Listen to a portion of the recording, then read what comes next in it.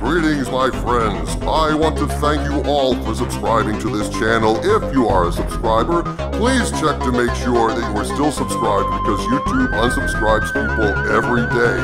And if you have not subscribed, please consider supporting this channel. We could use your help in our war to save pop culture. Thank you and enjoy the video. So I have seen Star Trek Lower Decks. And this is what I've realized about Star Trek Lower Decks now that I've taken a look at it. Star Trek Lower Decks is the closest thing that Kurtzman has done to Star Trek. And it's a joke, a parody. Kurtzman and his band of merry cultural vandals can only remotely ever approach Star Trek as something to be mocked because Kurtzman has no love of Star Trek.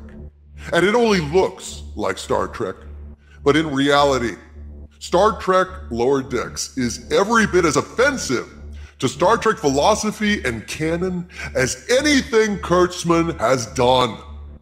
Star Trek Lower Decks is a middle finger and a gob of spit wrapped in a pretty package. The designs, the colors, the uniforms, they closely resemble the next generation era of Star Trek.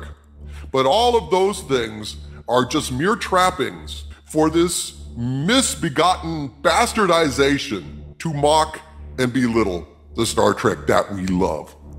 It starts out with Ensign Tendi, an enthusiastic new ensign, boarding the USS Cerritos with wide-eyed enthusiasm, only to be told to keep it moving, Lower Decks.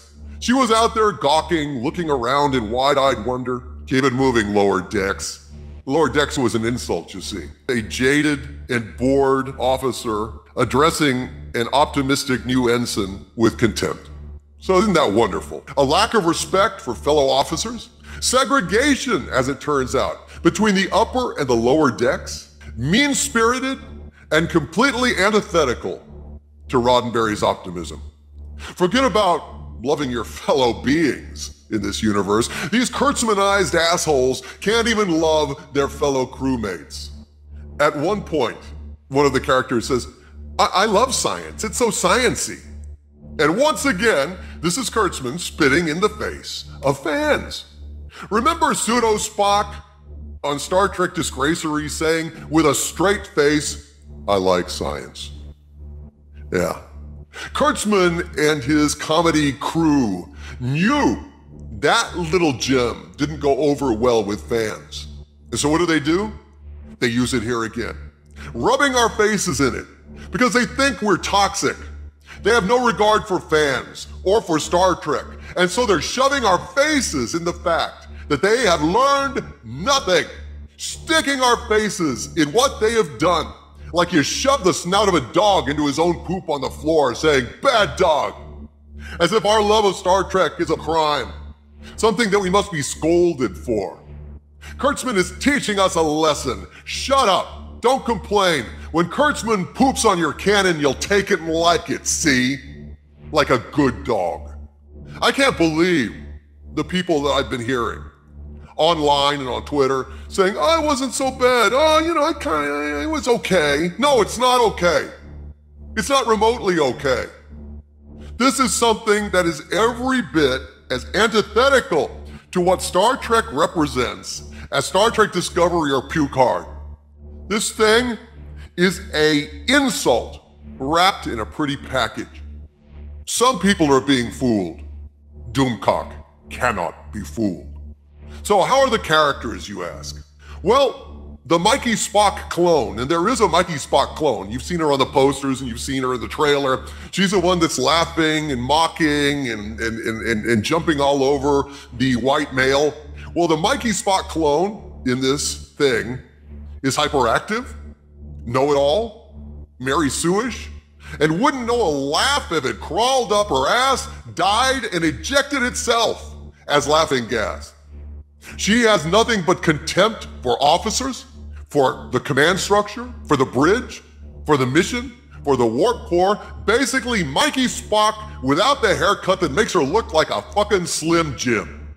She spends most of her time putting down the white male crewman that she works with, mocking him for pretending to do a captain's log, smarting off at his expense in front of newbies and subordinates. At one point, this dangerous idiot in Mikey Spock clothing is clowning around with a bat lift, though she doesn't know what it's actually called, haha, just that ridgeheads use it.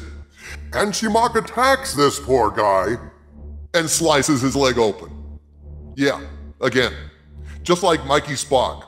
Somebody who acts like a bestest ever and doesn't know her ass from a fucking hole in the bulkhead. Mikey Spock, who caused a lot of blood to spurt with her little mutiny action and the incredibly stupid and insulting and antithetical Vulcan hello BS that they started off Star Trek Discovery with, these many suck moons ago. This thing calling itself Star Trek is not only devoid of laughs, it's devoid of the spirit of Star Trek, willing to essentially rectally violate the franchise for a laugh and then not get one. The ugly discrimination in this mess is repugnant, as lower junior deck officers are not only shunned, they basically have no privacy and have to sleep in the hallway in little recesses in the wall, like chia pets and ferns. If you really, really wanted to humiliate chia pets and ferns, I mean screw ferns, right? Laying around with their lazy ass fronds blowing in the air conditioning breeze, freeloading ferns, screw them, right? That's how the officers see their lower deck shipmates. And the idiot writing this mess, Mike Mahan or Mahan or whatever his name is, makes it clear that these boobs deserve the contempt that is being showered upon them. Any crewman that has so much incompetence, contempt, and hostility doesn't belong in Starfleet at all. The Mikey Spock clone attacks and seriously injures a crewman. And it's supposed to be funny. It's okay because he's a white male, right? Hilarity is supposed to ensue. Hey, she almost killed a white male. I guess racism and sexism is supposed to be funny in Kurtzman's Star Trek.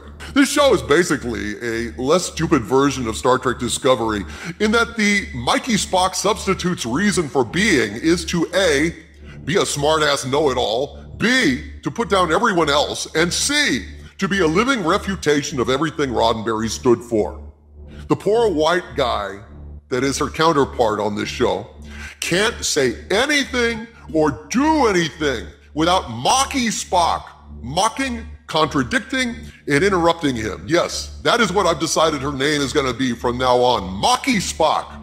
She mocks everything, and especially white males. She mocks, contradicts, and interrupts this poor guy. He's basically the kind of straight-laced officer that you'd find in the next generation. Earnest, aspiring, capable, respectful of Starfleet and the command structure. And she's there to basically just shit all over that, all over him and all over everything he represents. Good old Maki Spock. She represents Kurtzman's contempt for everything Star Trek, and she's there to make sure to kill any respect that might still survive for the franchise.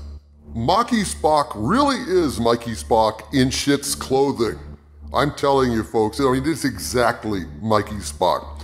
In this episode, the little Maki Spock sneaks away, abandons her post, steals equipment to give to the aliens on the planet. Turns out that she was on the first contact of this mission, but she was insubordinate and she got busted down in rank and sent down to the lower decks. And she has not learned a thing. She is still disobeying orders. She is still going her own way because she's the bestest ever and knows better than her commander, who actually turns out to be her mom. Although the mom wants to put her in the brig, thank God. But apparently the junior officer who she relentlessly mocks is corrupted by her by the end of the episode, lies to the captain, doesn't report her insubordination, and he was ordered to spy on her. So this is, once again, Mikey Spock undermining Starfleet, disobeying orders, and corrupting the others around her to her insubordinate cause. It's obnoxious. And of course, this poor guy, he gets berated by her for being a wuss, for following orders, for basically being a good Starfleet officer. So once again, we have Maki Spock mocking the very concept of Star Trek, Starfleet, and everything that is good about the show that we love. Basically mocking us. And the other characters don't help either. There's a scene where some officers beam up, step into an elevator, and give each other high fives and jitter jives in a kind of, yo bro, we killed it, dude, it's Miller time kind of way that made my stomach turn at how cringy and desperate it was. This is what passes for humor on Star Trek Lowest Decks.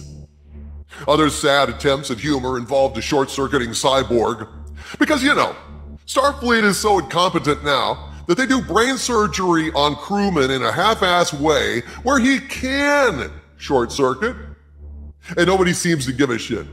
Everybody just treats it like a joke. Oh yeah, and speaking of funny, there's the zombie Gore. As crewmen infected with a virus from the second contact on the planet below turn into zombies that attack and bite people. And this crew is so utterly sad and ludicrous that the cyborg in the bar on a date with this chick that he likes just keeps making small talk with her as the zombies rampage and the Gore flies. A true and credible parody of Star Trek, something like the Orville, still would treat the crew in Starfleet with a modicum of decorum and respect.